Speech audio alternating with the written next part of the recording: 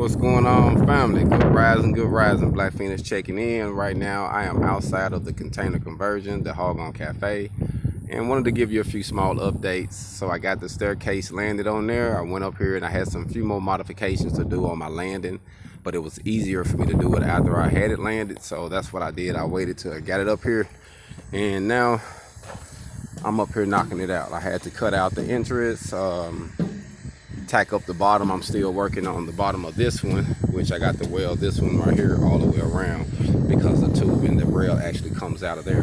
So I got to weld that, and got this in, and like I say, it turned out good. The platform is actually great, and literally I fabricated this and designed this in my garage. I came out here, got some measurements, and I built it, pretty much did what they say, winged it. I used the knowledge that I had, the info, when I winged it, but I got my hog on, so I just want to give y'all an update.